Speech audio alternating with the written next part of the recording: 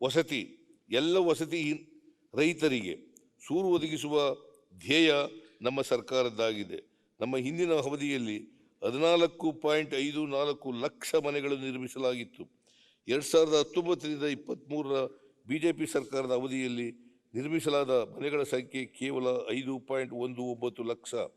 ಬಾಕಿ ಉಳಿದಿರುವ 12 ಲಕ್ಷ ಮನೆಗಳ ನಿರ್ಮಾಣದ ಹೊಣೆಗಾರಿಕೆ ನಮ್ಮ ಸರ್ಕಾರದ ಮುಂದಿದ್ದು 23-24ನೇ ಸಾಲಿನಲ್ಲಿ 3 ಲಕ್ಷಗಳ ಮನೆಗಳ ನಿರ್ಮಾಣ ಪೂರ್ಣಗೊಳಿಸಲಾಗುತ್ತಿದೆ. 24-25ರಲ್ಲಿ 3 ಲಕ್ಷ ಮನೆಗಳ ನಿರ್ಮಾಣದ ಗುರಿ ಹೊಂದಲಾಗಿದೆ. ಇದಲ್ಲದೆ ರಾಜ್ಯದಲ್ಲಿ ವಸತಿ ರಹಿತರ ಸಂಖ್ಯೆಯನ್ನು ಗುರುತಿಸಲು ಒಂದು ಸಮೀಕ್ಷೆಯನ್ನು ನಡೆಸಲಾಗುವುದು.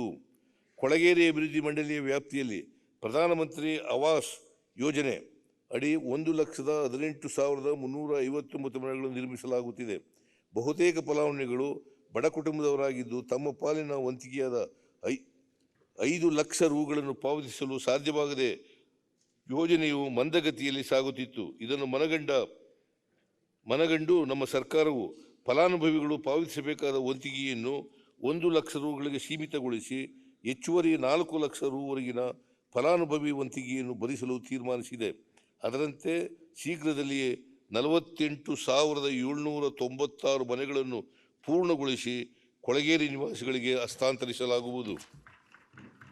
ನಗರ ಪ್ರದೇಶದ ಬಡ ನಿವಾಸಿಗಳಿಗೆ ಕೈಗೆಟುಕುವ ದರದಲ್ಲಿ ವಸತಿ ಸೌಲಭ್ಯ ಒದಗಿಸಲು ಸಂಪನ್ಮೂಲ ಕ್ರೋಢೀಕರಣಕ್ಕಾಗಿ ವಸತಿ ಇಲಾಖೆಯು ಹಲವು ಸುಧಾರಣಾ ಕ್ರಮಗಳನ್ನು ಕೈಗೊಂಡಿದೆ.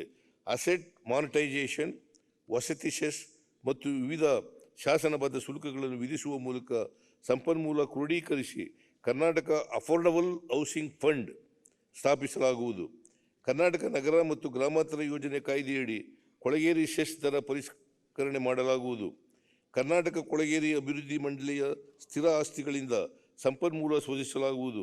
ಕರ್ನಾಟಕ ರಿಯಲ್ ಎಸ್ಟೇಟ್ ನಿಯಂತ್ರಣ ಪ್ರಾಧಿಕಾರವು ರಿಯಲ್ ಎಸ್ಟೇಟ್ ವಲಯದಲ್ಲಿ ಪಾರದರ್ಶಕತೆ, ವಿಶ್ವಾಸಾರ್ಹತೆ ಹಾಗೂ ದಕ್ಷತೆಯನ್ನು ಹೆಚ್ಚಿಸಲು ಹಾಗೂ ಮನೆ ಖರೀದಿದಾರರ ಹಿತರಕ್ಷಣೆಗಾಗಿ ಕಾರ್ಯನಿರ್ವಹಿಸುತ್ತಿದೆ.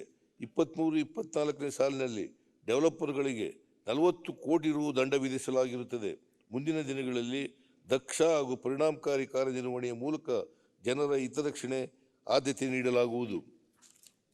ಆಹಾರ ಮತ್ತು ನಾಗರಿಕ ಸರಬರಾಜು ಮತ್ತು ಗ್ರಾಹಕ ವ್ಯವಹಾರಗಳು. ಹಸಿವು ಮುಕ್ತ ಕರ್ನಾಟಕ ನಿರ್ಮಾಣದ ಕನಸಿನೊಂದಿಗೆ ನಮ್ಮ ಸರ್ಕಾರದ ಇಂದಿನ ಅವಧಿಯಲ್ಲಿ ಉಚಿತ ಅಕ್ಕಿ ವಿತರಿಸುವ ಅನ್ನಭಾಗ್ಯ ಯೋಜನೆ ಜಾರಿಗೆ ತರಲಾಗಿತ್ತು. ಈ ಬಾರಿ ನಾವು ನೀಡಿದ್ದ ಭರವಸೆಯಂತೆ ಹೆಚ್ಚುವರಿಯಾಗಿ 5 ಕೆಜಿ ಆಹಾರ ಧಾನ್ಯ ನೀಡಲು ತೀರ್ಮಾನಿಸಲಾಗಿದೆ. ಆದರೆ ಕೇಂದ್ರ ಸರ್ಕಾರದ ಅಸಹಕಾರ ಧೋರಣೆಯಿಂದಾಗಿ ಅಕ್ಕಿ ಲಭ್ಯವಾಗದ ಕಾರಣ ನಮ್ಮ ಸರ್ಕಾರವು ಪ್ರತಿ ಫಲಾನುಭವಿಗೆ ಪ್ರತಿ ಕೆಜಿ ಅಕ್ಕಿಗೆ 34 ರುನಂತೆ ಪ್ರತಿ ಮಾಹೆ 170 ರೂಪಾಯಿ ನೇರ ನಗದು ವರ್ಗಾವಣೆ ಮಾಡುವ ಮೂಲಕ ನಮ್ಮ ಬದ್ಧತೆಯನ್ನು ಪ್ರದರ್ಶಿಸಿದ್ದೇವೆ. ಜನವರಿ 24ರ ಅಂತ್ಯದವರೆಗೆ 4,02,00,000 ಫಲಾನುಭವಿಗಳಿಗೆ 4,595 ಕೋಟಿ ರು ವರ್ಗಾವಣೆ ಮಾಡಲಾಗಿದೆ. ಡಾಕ್ಟರ್ ಮನಮೋಹನ್ ಸಿಂಗ್ ಅವರ ನೇತೃತ್ವದ UPA ಸರ್ಕಾರ ಅವಧಿಯಲ್ಲಿ ರಾಷ್ಟ್ರೀಯ ಆಹಾರ ಭದ್ರತಾ ಕಾಯ್ದೆಯನ್ನು 2013ರಲ್ಲಿ ಜಾರಿಗೆ ತರಲಾಯಿತು. ಪಡಿತರ ಮತ್ತು ಆಹಾರ ಧಾನ್ಯ ವಿತರಣಾ ವ್ಯವಸ್ಥೆಯನ್ನು ತಳಹಂತದಲ್ಲಿ ಬಲಪಡಿಸುವ ಮೂಲಕ ಜಾಗೃತಿ ಸಮಿತಿಗಳಲ್ಲಿ ಜನರ ಸಹಭಾಗಿತ್ವವನ್ನು ಹೆಚ್ಚಿಸಲಾಗುವುದು. ಇದರಿಂದ ಆಹಾರ ಭದ್ರತಾ ಕಾಯ್ದೆಯ ಪರಿಣಾಮಕಾರಿ ಅನುಷ್ಠಾನ ಹಾಗೂ ಹಸಿವುಮುಕ್ತ ಕರ್ನಾಟಕದ ನಮ್ಮ ಆಶಯವನ್ನು ಈಡೇರಿಸಲು ನೆರವಾಗಲಿದೆ.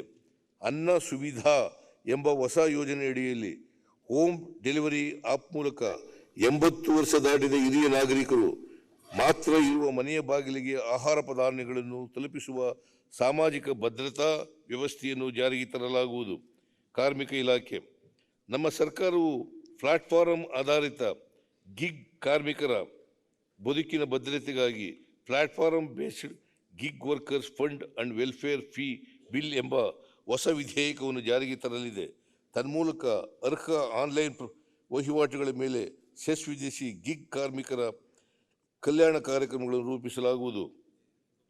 ಪ್ರಸ್ತುತ ಆಶಾದೀಪ ಯೋಜನೆಯಡಿ ಅಪ್ರೆಂಟಿಸ್ ತರಬೇತಿ ಪಡೆಯುತ್ತಿರುವ ಪರಿಶಿಷ್ಟ ಜಾತಿ ಮತ್ತು ಪರಿಶಿಷ್ಟ ಪಂಗಡದ ಅಭ್ಯರ್ಥಿಗಳಿಗೆ ನೀಡುವ ಸೌಲಭ್ಯವನ್ನು ವಿಸ್ತರಿಸಲು ವಿವಿಧ ಕ್ರಮಗಳನ್ನು ಕೈಗೊಳ್ಳಲಾಗುವುದು. ಮಾಲೀಕರಿಗೆ ವರ್ಗಾಯಿಸುವ ಶಿಷ್ಯ ವೇತನದ ಅವಧಿಯನ್ನು 6 ತಿಂಗಳಿನಿಂದ 1 ವರ್ಷಕ್ಕೆ ಹೆಚ್ಚಿಸಲಾಗುವುದು. ಅಪ್ರೆಂಟಿಸ್ ತರಬೇತಿ ಪಡೆದವರನ್ನು ಅದೇ ಮಾಲೀಕರು ಕಾಯಮಾಗಿ ನೇಮಕಾತಿ ಮಾಡಿಕೊಂಡಲ್ಲಿ ಮಾಲೀಕರಿಗೆ ವೇತನ ಮರುಪಾವತಿ ಹಿರಿಯ 1 ವರ್ಷದಿಂದ 2 ವರ್ಷಗಳ ಅವಧಿಗೆ ಹೆಚ್ಚಿಸಲಾಗುವುದು ಹಾಗೂ ವೇತನದ ಗರಿಷ್ಠ ಮಿತಿಯನ್ನು 6,500 ರಿಂದ 7,000 ರುಗಳಿಗೆ ಹೆಚ್ಚಿಸಲಾಗುವುದು. ಹೊಸದಾಗಿ ಕಾಯಂ ಹುದ್ದೆಗೆ ನೇಮಕಗೊಂಡ ಅಭ್ಯರ್ಥಿಗಳ ಮಾಸಿಕ 6,000 ರುಗಳ ಗರಿಷ್ಠ ವೇತನವನ್ನು 2 ವರ್ಷಗಳವರೆಗೆ ಮಾಲೀಕರಿಗೆ ಮರುಪಾವತಿ ಮಾಡಲಾಗುವುದು. ಕಟ್ಟಡ ಮತ್ತು ಇತರ ನಿರ್ಮಾಣ ಕಾರ್ಮಿಕರು ವಲಸೆ ಹೋದ ಸಂದರ್ಭದಲ್ಲಿ ಅವರಿಗೆ ತಾತ್ಕಾಲಿಕ ವಸತಿ ಸೌಲಭ್ಯ ಒದಗಿಸಲು ಆಯ್ದ 10 ಜಿಲ್ಲೆಗಳಲ್ಲಿ 100 ಕೋಟಿ ರುಗಳ ವೆಚ್ಚದಲ್ಲಿ ತಾತ್ಕಾಲಿಕ ವಸತಿ ಸಮುಚ್ಚಯಗಳನ್ನು ನಿರ್ಮಿಸಲಾಗುವುದು. ವಾಣಿಜ್ಯ ತೆರಿಗೆ ವಾಹನಗಳ ನೋಂದಣಿಯ ಮೇಲೆ ಸುಂಕವನ್ನು ವಿಧಿಸುವ ಮೂಲಕ ಸಾರಿಗೆ ವಾಹನಗಳ ಕಾರ್ಮಿಕರಿಗೆ ಭದ್ರತಾ ಮತ್ತು ಕಲ್ಯಾಣ ಕ್ರಮಗಳನ್ನು ಕರ್ನಾಟಕ ರಾಜ್ಯ ಅಸಂಘಟಿತ ಕಾರ್ಮಿಕರ ಸಾಮಾಜಿಕ ಭದ್ರತಾ ಮಂಡಳಿಯ ಮೂಲಕ ರೂಪಿಸಲಾಗುವುದು. ಅಲ್ಲದೆ ವಾಹನ ಚಾಲಕರಿಗೆ ನಿಲ್ದಾಣ, ಹೆದ್ದಾರಿ ಬದಿಯಲ್ಲಿ ಅಗತ್ಯ ಮೂಲಸೌಕರ್ಯ ಒದಗಿಸಲು ಕ್ರಮವಹಿಸಲಾಗುವುದು. ESI ಯೋಜನೆಯಡಿ ಒಟ್ಟಾರೆ 311 ಕೋಟಿ ರು ವೆಚ್ಚದಲ್ಲಿ ಸೂಪರ್ ಸ್ಪೆಷಾಲಿಟಿ ಸೇವೆಗಳು, point of care mobile digital diagnostic kiosk, mobile health unit, 40 ವರ್ಷಗಳ ಮೇಲ್ಪಟ್ಟ ಕಾರ್ಮಿಕರಿಗೆ ಸಮಗ್ರ ಆರೋಗ್ಯ ತಪಾಸಣೆ, ಎಲ್ಲ ವಿಮಾದಾರರಿಗೆ ಟೆಟಾನಸ್ ಮತ್ತು ಹೆಪಾಟಿಟಿಸ್ ಲಸಿಕೆ ಕಾರ್ಯಕ್ರಮ ಹಾಗೂ ಅತ್ಯಾಧುನಿಕ ರೋಗ ಪತ್ತೆ ಹೆಚ್ಚುವ ಕೇಂದ್ರ ಸ್ಥಾಪನೆ ಮುಂತಾದ ಯೋಜನೆಗಳನ್ನು ಅನುಷ್ಠಾನಗೊಳಿಸಲಾಗುವುದು.